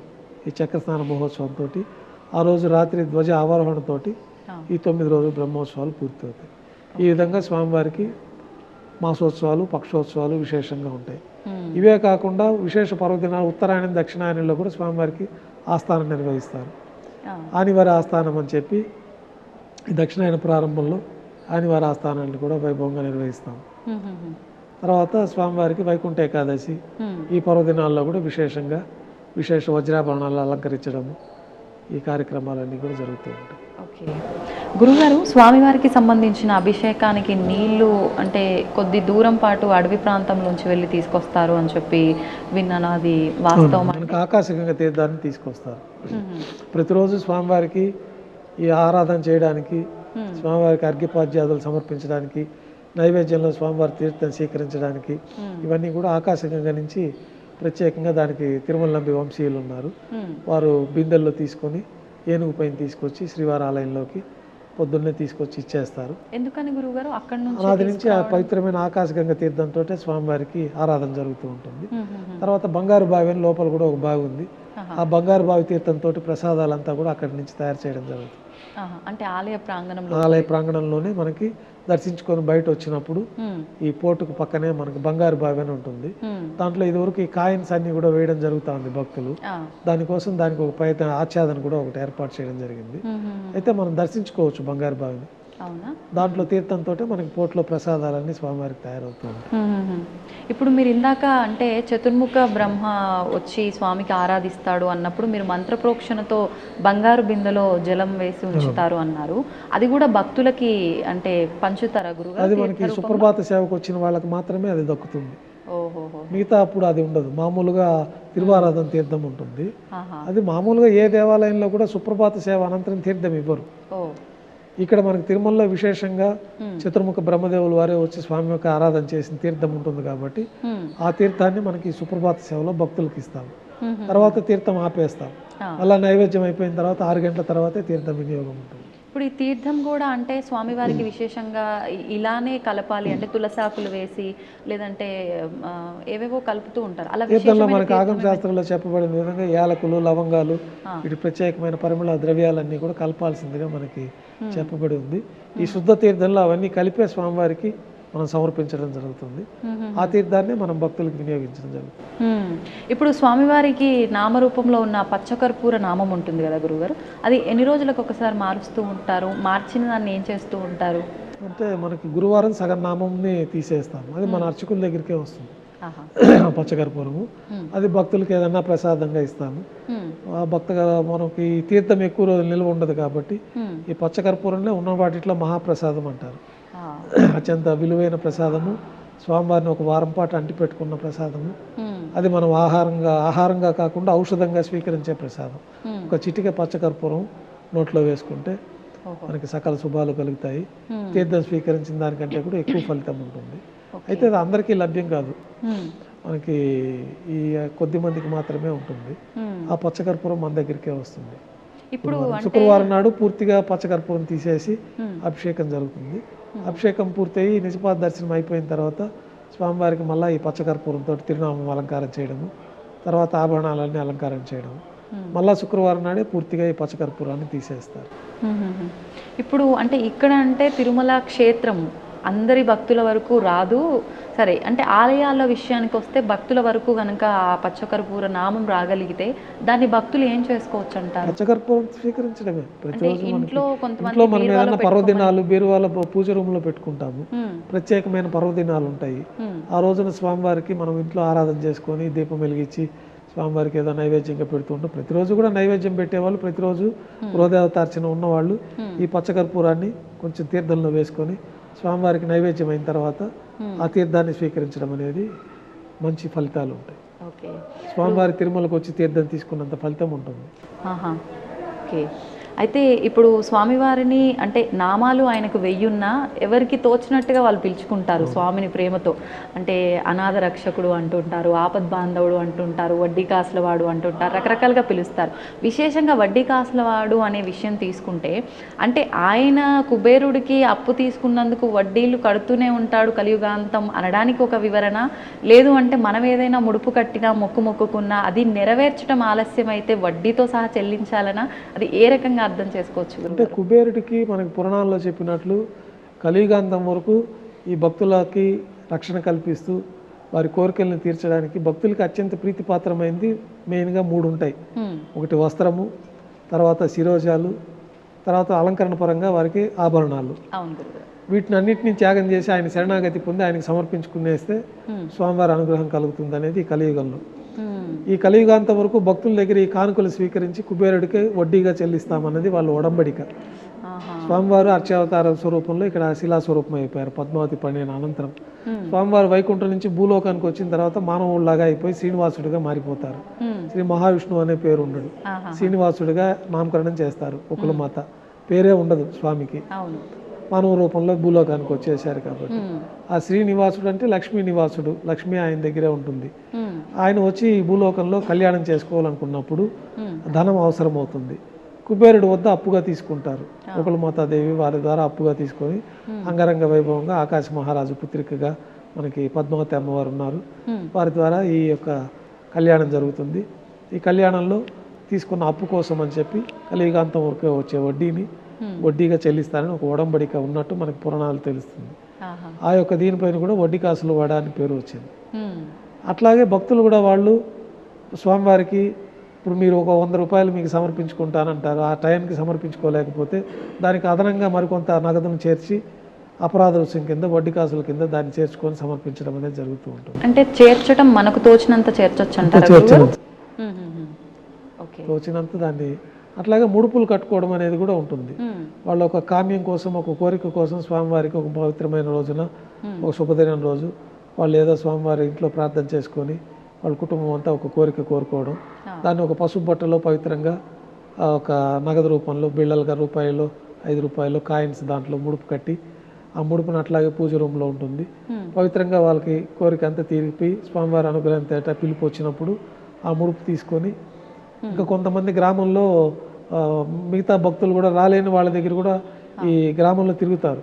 తిరుమల వెళ్తున్నాము అని ఒక పసుపు పెట్టుకొని ఆ హుండీలో ముడుపులు సమర్పించుకున్న వాళ్ళు రాలేకపోయి వాళ్ళు కూడా వాళ్ళ దగ్గర నుంచి తీసుకొని వాళ్ళందరి తరఫున తిరుమలకు వచ్చి స్వామివారికి సమర్పించే విధానం కూడా ఉంది. ఇదంతా ప్రాచీన సాంప్రదాయాలు. ఇప్పుడు కూడా కొన్ని గ్రామాల్లో ఆ సాంప్రదాయాన్ని పాటిస్తూ ఉంటారు. గతంలో తిరుమల క్షేత్రం అంతా కూడా అడవిలో ఉండేది. క్రూరమైన మృగాలు, మంచి దట్టమైన అడవి ప్రాంతంలో ఈ దేవాలయం ఉండేది.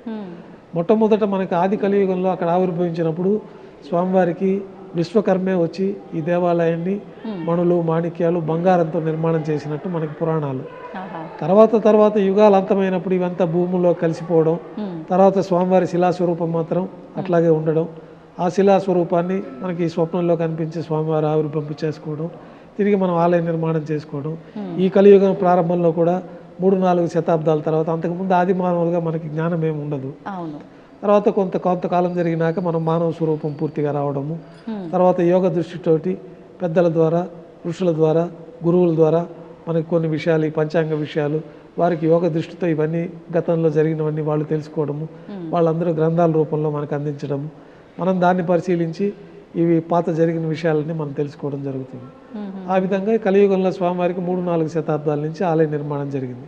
గోపీనాథ్ దీక్షితుల వారు కనుగొన్నప్పుడు చిన్న పందిరి ఆచ్ఛాదనగా ఏర్పాటు చేసి స్వామివారిని ప్రతిష్ఠించడం, తర్వాత రాజులకంతా స్వప్నంలో కనపడడం, వారికి కోరికలు తీరిన తర్వాత ఇక్కడ వచ్చి దర్శించుకోవడం, దేవాలయం నిర్మాణం చేయించడం, తర్వాత భక్తులందరూ కూడా ఆభరణాలు చేయించడం, ఇవన్నీ దశల వారీగా వచ్చి ఇప్పుడు మనం 14వ శతాబ్దం వరకు జరిగిన నిర్మాణాన్ని మనం దర్శించుకుంటూ ఉన్నాం. 14వ శతాబ్దం తర్వాత 4 మాడ వీధులంతా కూడా విస్తరణ అయింది లేటెస్ట్గా. దానికి ముందు ఈ చుట్టుపక్కలంతా కూడా నివాస గృహాలు ఉండేవి. ఆ నివాస గృహాలన్నీ కూడా భక్తుల కోసం అని చెప్పి వారందరికీ దూరంగా బాలాజీ నగర్లో ఇవ్వడము, ఇక్కడంతా కూడా విశాలంగా ఏర్పాటు చేసి బ్రహ్మోత్సవాల్లో మిగతా సమయాల్లో భక్తులందరూ కూడా 4 వీధుల్లో ఉత్సవం తిలకించే విధంగా ఏర్పాట్లన్నీ అవన్నీ కూడా మనకి రూపాంతరం చెంది ఇప్పుడు ఇట్లా మనం దర్శించుకుంటూ ఉన్నాం తిరుమల ఆలయంలో. మ్మ్. ఇప్పుడు ముడుపు విశేషం గురించి చెప్పారు గురుగారు. కొంతమంది భక్తులు వాళ్ళ కామ్యం ప్రకారం ముడుపు కట్టి కోరిక నెరవేరినప్పటికీ ముడుపుని ఆలస్యం గనక చేస్తే స్వామి శిక్షిస్తాడా? అంటే ఏదైనా ఇబ్బంది వచ్చిందంటే ముడుపు చెల్లించడం మేము ఆలస్యం చేశాము, స్వామి మాకు ఈ రకంగా ఇబ్బంది కలిగించాడు అని చెప్పి భావిస్తూ ఉంటారు. నిజంగా స్వామి అలా ఇబ్బంది పెడుతుంటాడా? ఇబ్బంది పెట్టరు, వారికే అనిపిస్తుంది. మనకి ముడుపు చెల్లించడం అనుకున్నాము మనము, ఇది లేట్ అయింది కాబట్టి స్వామివారి మీద విశ్వాసం సన్నగిలినట్టే కదా. స్వామివారిని సదా శరణు కోరి నువ్వే దిక్కని మనము ముడుపు కట్టిన తర్వాత అది నెరవేర్చుకోవాలి.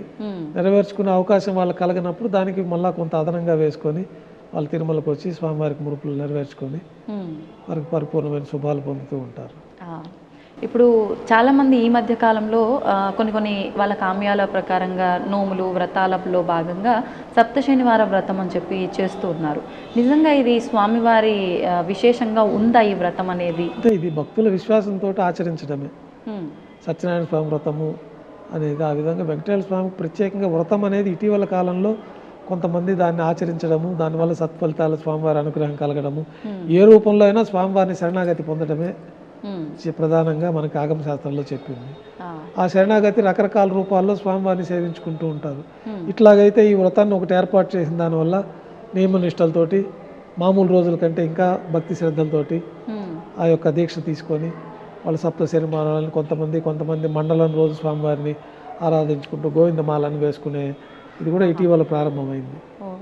గోవిందమాల కూడా వేసుకుని వైకుంఠ ఏకాదశికి పూర్తయ్యే విధంగా కొంతమంది భక్తులు తమిళనాడు ఆ ప్రాంతాల్లో అంతా కూడా తిరుమల శనివారాలు అని చెప్పి ఈ శ్రవణ మాసంలో ఈ తిరుమల శనివారాల్లో స్వామివారు ఇక్కడ ఆవిర్భవించారు కాబట్టి ఆ మాసానికే ప్రత్యేకంగా తిరుమల శనివారాలు అని చెప్పి వాళ్ళు ఆ 4 శనివారాలు లక్షలాది మంది భక్తులు తమిళనాడు నుంచి నడుచుకొని వస్తారు. పసుపు బట్టలు ధరించి చెప్పులు లేకుండా 100 కిలోమీటర్ల నడక మార్గంలో వచ్చి స్వామివారిని దర్శించుకుంటారు. అట్లాగే గోవిందమాల వేసుకొని కొంతమంది ఆ రకంగా భక్తులు శ్రద్ధాభక్తులతో స్వామివారిని శరణాగతి పొందుతారు. ఈ తిరుమల శనివారాలు అని చెప్పి ఇటీవల కాలంలో ఈ యొక్క విధానంలో కూడా స్వామివారి అనుగ్రహాన్ని పొందుతూ ఉన్నారు. తిరుమల శనివారాలు ఇటీవల వచ్చింది.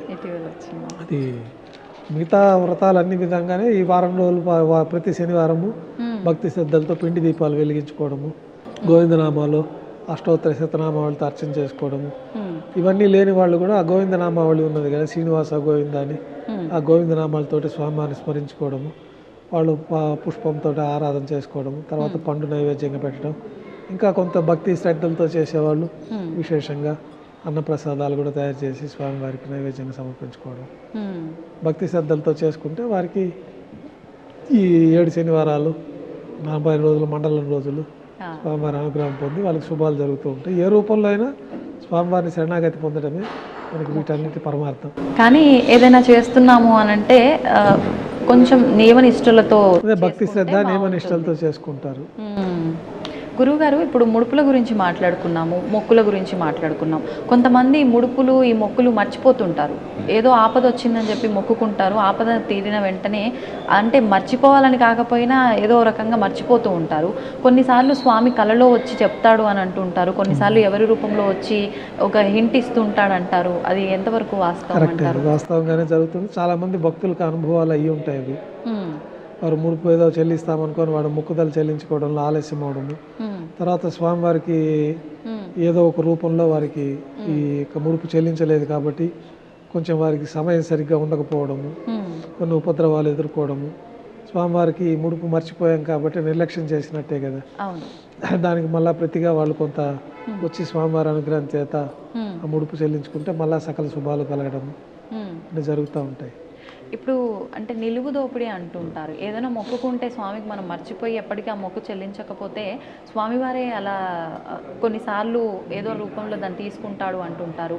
లేదు కొన్నిసార్లు మనం నిలువు దోపిడీ ఇస్తాము అని చెప్పి ఎవరైనా వాళ్ళ కామ్యం ప్రకారంగా మొక్కుకుంటే, ఆపదలో మొక్కుకుంటే వాళ్ళ ఒంటి మీద ఉన్న ఆ సమయంలో ఉన్న ప్రతి ఒక్క ఆభరణము ఇవ్వాల్సిందేనా? అసలు నిలువు దోపిడీ విధానం ఏంటి గురుగారు? అంటే వాళ్ళు ప్రార్థన చేసి వాళ్ళ యొక్క కష్టం తీవ్రతను బట్టి వాళ్ళు మొక్కుకుంటారు.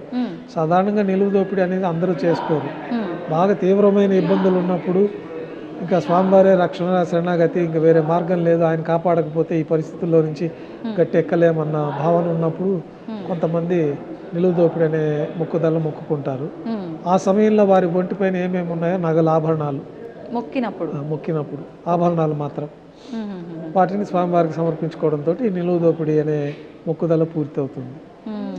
అట్లాంటప్పుడు మాంగళ్యం కూడా వాడికి ఆ సదాసమం ఉంటుంది. వాళ్ళకి పెళ్లి అయిన వాళ్ళకి, అవును అవును. పెళ్లి కాని వాళ్ళకి ఏముందో అది వేసుకుంటారు, చైన్లు ఉంగరాలు. మ్మ్. పెళ్లి అయిన వాళ్ళకి మాంగళ్యం కూడా ఉంటుంది. మాంగళ్యం కూడా స్వామివారికి సమర్పించారు మెట్టెలతో సహా. ఇక్కడ వచ్చేసి శ్రీవారి దర్శనం చేసుకొని మ్మ్. తర్వాత హుండీ దగ్గరికి వచ్చి నరసింహస్వామి దగ్గర మ్మ్. వాళ్ళు కొత్త మాంగళ్యాన్ని ధరింపజేసుకొని మ్మ్. ఈ పాత మాంగళ్యాన్ని తీసి మిగతా నగలతో కలిపి హుండీలో సమర్పించుకోవడం అనే పద్ధతి ఈరోజు కూడా భక్తులు ఆచరిస్తూ ఉంటారు. ఈ మధ్యకాలంలో నాకు తెలిసిన వారు ఒకరు ఈ నిలువు దోపిడీ విషయం గురించి నాతో ఒకటి షేర్ చేసుకున్నారు గురుగారు. వాళ్ళు మొక్కినప్పుడు వాళ్ళకు కాలికున్న మెట్టెలు ఒక వరుసల్లాగా ఉన్నాయంట. అది తెలియకుండానే ఎక్కడో ఇరిగి సగం మెట్టె పోయింది.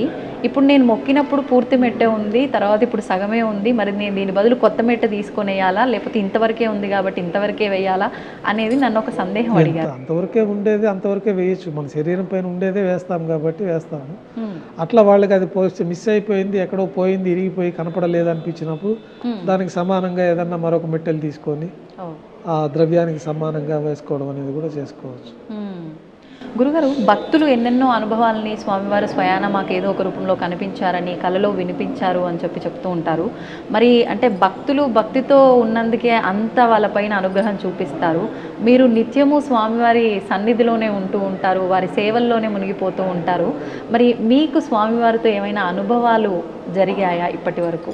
అంటే మాకు ఆయన సేవ లభించడమే మ్మ్. చెప్పలేని దివ్యానుభూతి. ఇన్ని వందల కోట్ల జనాభాలో పరిమితంగా మా యొక్క 4 కుటుంబాల్లో సుమారు 35-40 మందికి మాత్రమే అనునిత్యం స్వామివారికి ఒక పసిపిల్లవారికి చేసుకున్న విధంగా సేవ చేసుకునే భాగ్యం లభించడమే ఇంతకు మించిన భాగ్యం అయితే ఇంకా ఎవరికి ఉండదు.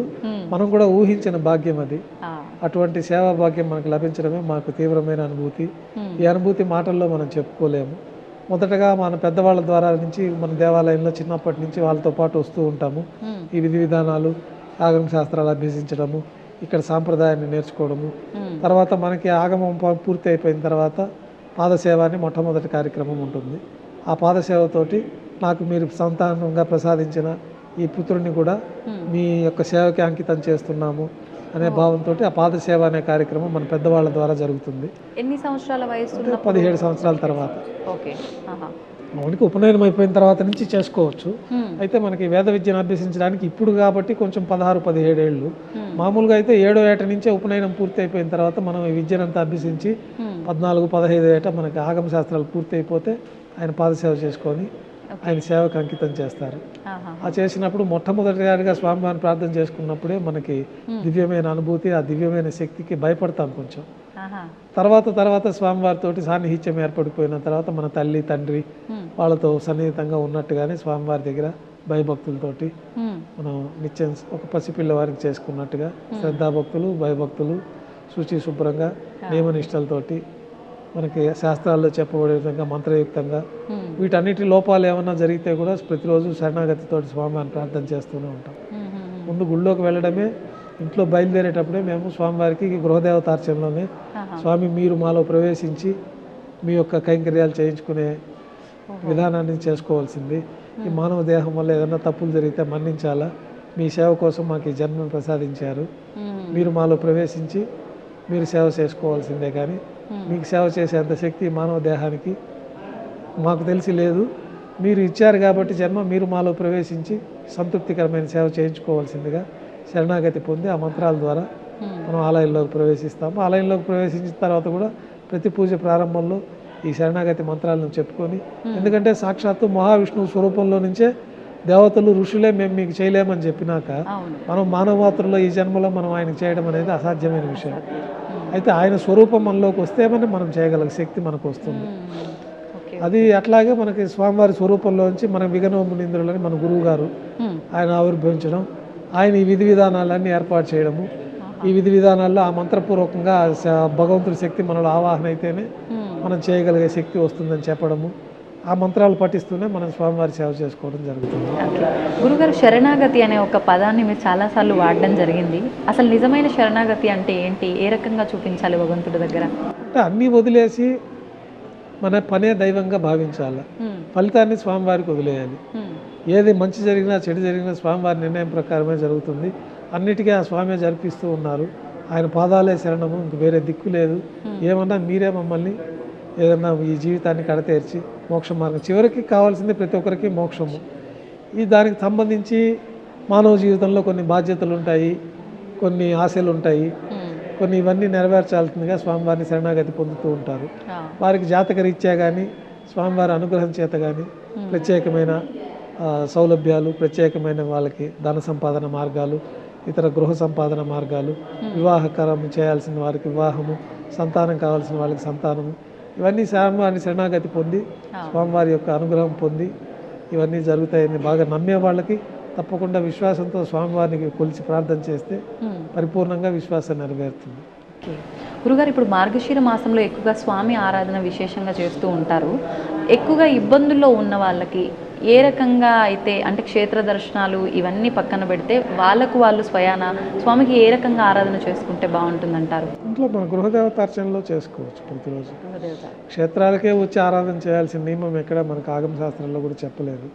గృహదేవతను మన తదాశరణ కోడి మన ఈ స్వరూపాన్ని పెట్టుకొని వాళ్ళ కులదేవతలు ఉంటారు. కొంతమందికి శివుడు ఉంటారు, కొంతమందికి విష్ణువు ఉంటారు, కొంతమందికి సుబ్రహ్మణ్య స్వామి అంటారు, కొంతమందికి కాళీ అంటారు, కొంతమంది గ్రామ దేవతలు ఉంటారు, కొంతమందికి కృష్ణుడే మూలంగా ప్రధానంగా చేసుకుంటూ ఉంటారు. వారి కులదేవతనికి వాళ్ళు శ్రద్ధాభక్తులతో చేసుకోవడం వల్లనే పరిపూర్ణమైన ఫలితాలు ఉంటాయి. క్షేత్ర దర్శనం వల్ల మరింతగా అదన ఫలితాలు ఉంటాయి. ఇప్పుడు ఎక్కువగా ఆలయంలో కాస్త క్యూ లైన్లో ఎక్కువసేపు ఉండాల్సి వచ్చినా, ఏ రకంగా ఉన్నా కూడా ఆ క్షేత్రంలో ఎంటర్ అయిన దగ్గర నుంచి ఇంటికి వెళ్ళే వరకు గోవిందా గోవిందా అనే నామమే ఎక్కువగా వినిపిస్తూ ఉంటుంది ప్రతి ఒక్కరి నోట్ల.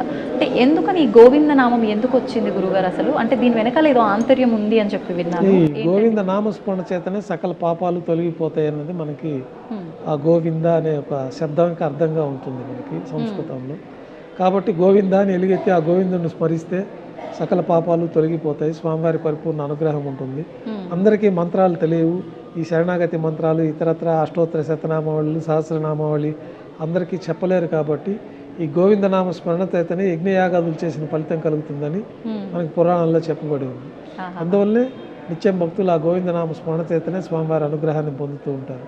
మీకు ఈ తిరుమల క్షేత్రంలో కూడా మీరు ఈ దివ్యశక్తి, ఈ తిరుమల క్షేత్ర శక్తిని పరిశీలించాలంటే మనం తిరుమల క్షేత్రానికి వచ్చిన దగ్గర నుంచి ఎన్ని కష్టాలు వచ్చి, రాత్రి నిద్ర లేకపోయినా, ఆహారం లేకపోయినా మనకి ఎప్పుడు తాజాగానే ఉంటుంది, కానీ మనకు అలసట తెలియదు.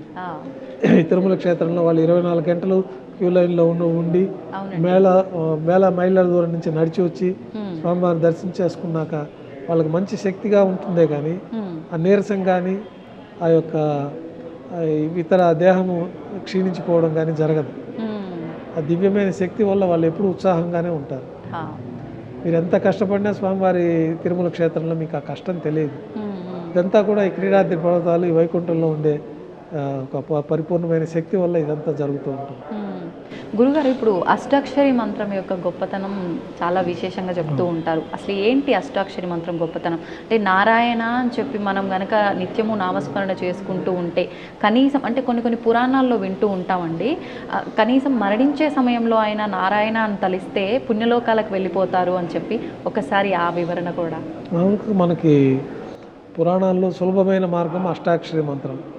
దాన్ని ఔపాసన చేసుకొని ఒక గురువు ద్వారా ఆ మంత్ర స్వీకారం చేసుకొని నియమనిష్టలతోటి వాళ్ళు ఎంత వీలైతే అంత ఈ అష్టాక్షరి మంత్రాన్ని, ఓం నమో నారాయణాయ అనేది అష్టాక్షరి మంత్రం. మనకి ప్రహ్లాదుడు కూడా ఈ అష్టాక్షరి మంత్రంతో స్వామివారి పరిపూర్ణ అనుగ్రహాన్ని పొందుతారు. ఆ అష్టాక్షరి మంత్రాన్ని జపిస్తూ ఉంటే వాళ్ళకి సకల శుభాలు కలుగుతాయి. తర్వాత ఓం నమో భగవతే వాసుదేవాయ 12 అక్షరాలు ఉంటాయి. ఈ యొక్క ద్వాదశ నామావళితో కూడా స్వామివారికి పరిపూర్ణ అనుగ్రహం ఉంటుంది. ఈ రెండు ఎట్లాంటి ఆగమశాస్త్ర మంత్రాలు తెలియకపోయినా ఈ యొక్క ఓం నమో నారాయణాయ నమః పాద్యం సమర్పయామి, ఓం నమో నారాయణాయ నమః అర్ఘ్యం సమర్పయామి, ఓం నమో నారాయణాయ నమః ఆచమనీయం సమర్పయామి అని మనము ఫలం నివేదన, మనం పూజలు నిత్యం ఇంట్లో చేసుకునే పూజల్లో కూడా మంత్రాలు ఏవి తెలియకపోయినా ఈ అష్టాక్షరి మంత్రంతో స్వామివారికి ఉపచారాలు, స్వామివారి ఆరాధన చేసుకుంటే పరిపూర్ణమైన ఫలితాలు ఉంటాయి. అందువల్లనే ఈ అష్టాక్షరి మంత్రానికి అంత విశేషమైన ప్రాధాన్యత ఉంది. ఇప్పుడు మీరు చెప్పిన అంటే అష్టాక్షరి మంత్రమైనా లేదంటే ఓం నమ భగవతే వాసుదేవాయ అని చెప్పి ఈ 2 మంత్రాలు ఏదైనా అంటే గురువు ఉపదేశం ఉంటేనే చెప్పుకోవాలంటారా గురుగారు? లేదంటే జనరల్గా గురువు ఉపదేశం తీసుకొని ఒక దగ్గర నుంచి తీసుకుంటే వాళ్ళకి ఆ దీక్షగా చేసుకోవడానికి అవకాశం ఉంటుంది. లేదా వారంతగా వారు కూడా తెలుసుకొని చేసుకోవడంలో కూడా పరిపూర్ణ ఫలితం ఉంటుంది. ఏదున్నా స్వామివారిని శరణాగతి పొందే మార్గాలలో ఈ యొక్క మంత్రాలు ఉపయోగపడతాయి మనకి. ఇప్పుడు ఈ మంత్రాలు ఆడవారు కూడా చేసుకోవచ్చు గురుగారు? భేదం ఏమీ లేదు, ఎవరైనా చేసుకోవచ్చు. ఆ మహిళా ముట్టు అట్లాంటి సమయాలు తప్పనించి మిగతా సమయాలలో స్వామివారి ఆరాధన చేసుకునే సమయాలలో అంతా కూడా అష్టాక్షరి మంత్ర పారాయణం చేసుకోవచ్చు. ఓకే. స్వామివారి విషయానికి వస్తే స్వామివారికి విశేషంగా భక్తులు భక్తితో ఉపవాసం ఉండాలి అంటే ఏకాదశి ఉపవాసం ఎక్కువగా ఉంటారు. అసలు ఈ ఏకాదశి ఉపవాసం వివరణ ఏంటి గురుగారు? అంటే మనకి 24 ఏకాదశులు ఉంటాయి సంవత్సరంలో. 12 కృష్ణపక్షంలో వస్తాయి, 12 శుక్లపక్షంలో వస్తాయి. మామూలుగా అయితే ఏకాదశి రోజు పూర్తిగా ఉపవాసం ఉంది స్వామివారి నామస్మరణ చేతనే ఆ రోజంతా గడపాలి. రాత్రి నిద్ర కూడా లేకుండా స్వామివారి నామస్మరణ చేతనే ఉండాలి. అంటే జాగ్రత్త ఏకాదశి ఉండి ద్వాదశి రోజు ఉదయాన్నే సూర్యోదయ పూర్వం పుష్కరంలో కానీ నదిలో కానీ సముద్రంలో కానీ లేదా ఇంట్లో అయినా పరిశుభ్రంగా స్నానం చేసి తర్వాత స్వామివారిని దర్శించుకొని ప్రసాద స్వీకరణతోటి సూర్యోదయానికి ముందే ఆహారం స్వీకరించేయాలి. అప్పుడే ఏకాదశి వ్రతం అనేది పూర్తి అవుతుంది. 24 ఏకాదశులు ఉంటాయి. 24 ఏకాదశి వ్రత ఫలితాలు ఈ విధంగా చెప్పబడి ఉంది. దాంట్లో మళ్ళీ ఒక్కొక్క ఏకాదశికి ఒక్కొక్క ప్రత్యేకమైన ఫలితాలు కూడా చెప్పబడింది పురాణాల్లో. కాబట్టి 24 ఏకాదశులు చేయలేని వాళ్ళు వైకుంఠ ఏకాదశి పర్వదినం రోజున ఆ రోజు జాగారం ఉండడము, వైకుంఠ ఏకాదశి పర్వదినం రోజున స్వామివారికి ఉపవాసం ఉండి మరుసటి రోజు ద్వాదశి రోజున ఈ యొక్క దీక్ష విరమణ చేయడం అనేది జరుగుతూ ఉంటుంది. అందుకే వైకుంఠ ఏకాదశి కూడా అత్యంత ప్రాశస్త్యం ఉంది. మిగతా ఏకాదశుల్లో ఉండలేని వాళ్ళు కూడా ఈ వైకుంఠ ఏకాదశి రోజున స్వామివారిని దర్శించుకొని ద్వాదశి పర్వదినం రోజున కూడా దర్శించుకోవడము, నామస్మరణ ఇవన్నీ ఎక్కువ మనం ఇంట్లో అంత నియమ నిష్టలతో చేయలేం కాబట్టి ఏకాదశి రోజు స్వామివారి దర్శనం చేసుకొని ద్వాదశి రోజున దీక్ష విరమణ చేయడం అనేది చేసుకుంటూ ఉంటారు. కొంతమంది ఏకాదశి ఉపవాసం ఉన్న రోజున నీళ్ళలో తులసి ఆకులు వేసుకొని తీసుకుంటూ ఉంటారు, తులసి ఆకులు తింటూ ఉంటారు. ఇలా చేయొచ్చు అంటారా? తులసి భక్షణం చేయొచ్చు, ప్రసాదం స్వామివారి ప్రసాదం స్వీకరించవచ్చు. అది తిరస్కరణ అనేది ఉండకూడదు. ఒకవేళ దేవాలయానికి వెళ్ళారనుకోండి, వెళ్ళకపోతే ఇంట్లో వాళ్ళు పాటికి వాళ్ళు ఊరికే తీర్థం తీసుకొని ఉంటారు. తులసి తీర్థమే తీసుకోవాలని ఏం లేదు, వాళ్ళు ఆరాధన చేస్తారు కాబట్టి ఇంట్లో ఆరాధన తీర్థంగా తీసుకుంటారు. స్వామివారి ప్రసాదం తిరస్కరణ అనేది ఉండకూడదు, అది తీసుకోవాల్సిందే. మేము ఏకాదశి ఉపవాసం ఉన్నాం, మేము ప్రసాదం తీసుకోవడం అంటే గుడికి వచ్చి తీసుకోకపోతే అది కూడా దోషం అవుతుంది. కాబట్టి గుడికి వచ్చారంటే ప్రసాదం తీసుకోవడమే, స్వామివారే పిలిపించుకున్నట్టు గుడికి వెళ్ళారు. ఉపవాసంలో ఉన్నప్పటికీ తీర్థ ప్రసాదాలు స్వీకరించాలి. తీర్థం అంటే మనం ఆ తీర్థం తీసుకుంటాం, ఆ అన్న ప్రసాదాలు మనం వండుకొని ఆ ప్రసాదం తీసుకోకుండా ఉపవాసం ఉండి దేవుడికి కూడా మనం ఆ రోజు ఏదో ప్రసాద నైవేద్యం పెట్టి అది పిల్లలు వాళ్ళు స్వీకరిస్తారే కానీ మన అన్న ప్రసాదాలు మనం తీసుకోవాలి, తీర్థం స్వీకరణ చేయొచ్చు. ఇప్పుడు స్వామికి తులసి పత్రాన్ని పూజలో మనం ఎక్కువ విశిష్టం. విష్ణు దేవాలయాల్లో తులసి అర్చన విశేషం. అంటే ఇంట్లో పూజ చేస్తున్న తులసి మొక్క పత్రాలు కూడా స్వామికి పూజ చేయొచ్చా గురుగారు?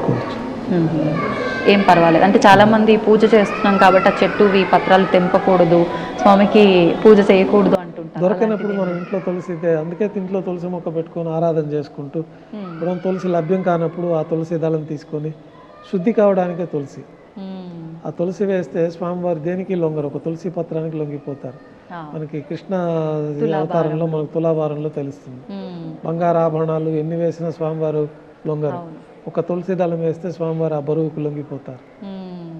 అంత ప్రాశస్త్యం విష్ణు దేవాలయాల్లో తులసికి ఉన్నది కాబట్టి మనం ప్రతి ఒక్క పదార్థాన్ని తులసి వేయంగానే ఆ తులసి శుద్ధితో శుద్ధి అయిపోతుంది, అత్యంత పవిత్రమైపోతుంది. మేము కూడా ప్రసాదాలు నైవేద్యం పెట్టేటప్పుడు మంత్రయుక్తంగా ఆ పదార్థాలపైన తులసితోటి ప్రోక్షణ చేసి తులసి పత్రాన్ని అందులో వేసి తర్వాతనే స్వామివారికి నైవేద్యంగా సమర్పిస్తాం. అంటే దీన్ని బట్టి ప్రతి ఒక్కరూ అర్థం చేసుకోవాల్సింది స్వామికి ఆడంబరాలు కాదు, భక్తి ప్రాధాన్యము అని. స్వామి ముక్తికి మార్గం భక్తే. గురుగారు, భగవంతుణ్ణి అంటే భక్తితో నమస్కరిస్తాము, ఓకే, అంటే మనసులో స్మరించుకునే వాళ్ళు కొంతమంది ఉంటారు, రకరకాలుగా నామరూపంలో ఏదో. అసలు ఫస్ట్ భగవంతుడి ముందు నమస్కరించేటప్పుడు 2 చేతులు మనకు అంటే ఏ పొజిషన్లో ఉంటే కరెక్ట్ నమస్కారం కిందకు వస్తుంది? హృదయం పొజిషన్లో ఉన్నప్పుడు ఒక నమస్కారం ఉంటుంది, శరణాగతి పొందినప్పుడు చేతులు పైకెత్తి నువ్వే దిక్కు స్వామి అని ఆపదల ముక్కుడు వాడ అనాథరక్షక గోవింద అనే స్మరణ మొత్తం చేసి పైకి పెట్టి మొత్తం పైకి లేపేసి ఉమ్, ఆ శరణాగతితోటి ఆ నమస్కారం చేసుకోవడం, ఉమ్, హృదయపూర్వకంగా నమస్కారం చేసుకోవడం, హృదయాల నుంచి హృదయం దగ్గరకు ఉంటుంది. ఆహా. సంతోషం గురుగారు, నిజంగా ఎంత ఆనందంగా ఉందంటే అసలు మాటల్లో వివరించలేను. నా కళ్ళల్లో మీకు అర్థం అవుతుందని అనుకుంటున్నాను. అంటే స్వామివారి గురించిన విశేషాలు, స్వామివారి సేవలో ప్రధాన అర్చకులుగా ఉన్న మీ మాటల రూపంలో నేను స్వామివారి గురించి విషయాలన్నీ తెలుసుకున్నందుకు నిజంగా నా జన్మ ధన్యమైపోయిందని అనిపిస్తోంది. సంతోషం గురుగారు, ధన్యవాదాలు. చక్కగా వివరించారు విషయాలన్నీ కూడా. అంతా కూడా స్వామివారు ఈ విధంగా భక్తులందరికీ మీ ద్వారా చెప్పించాలంటే నేను ఆయన ఆజ్ఞ లేనిదే మనం ఏమీ చెప్పే అవకాశం ఉండదు, మనం ఇట్లా కలిసే అవకాశం కూడా ఉండదు. భగవంతుడే భక్తులందరికీ ఈ రూపేణ మంచి విషయాలు తెలియచెప్పాలనుకుంటున్నారు కాబట్టి ఈ యొక్క కార్యక్రమం ఏర్పాటు చేయడం జరిగింది. భక్తులందరూ కూడా స్వామివారిని సదా ప్రార్థిస్తూ స్వామివారి పరిపూర్ణ అనుగ్రహం చేత సకల శుభాలు పొంది శ్రీవారి ఆశీస్సులు ఎల్లవేళ భక్తులందరిపైన ఉండాలని చెప్పి సదా మేము కూడా శ్రీవారి ఆలయంలో ప్రార్థనలు పూజలు చేస్తూ ఉంటాము. లోకా సమస్త సుఖినో భవంతు. ధన్యవాదాలు గురుగారు. నమో Venkatesha. Govinda. And for more videos, Please subscribe to iDream. Please subscribe to iDream. Please subscribe iDream. And please subscribe to iDream. For more videos, subscribe to iDream. please like, share and subscribe to the channel. Congratulations, iDream. subscribe to iDream. Subscribe to iDream. So subscribe to iDream Media. iDream की iDream team अंदर की huge congratulations. Please subscribe iDream Media. Please subscribe to iDream. Subscribe iDream. Please subscribe to iDream. iDream అంటే నా కళల channel subscribe చేసుకున్న నోరు తిరుగుతలేదు, మీరైతే గంట గుర్తు కొట్టండి. For more such videos, please subscribe to iDream. Subscribe to iDream. Please subscribe to iDream. Please subscribe iDream Media. Please do subscribe to iDream. Please subscribe to iDream Media. For best entertainment and information, please subscribe iDream. And don't forget to subscribe to iDream.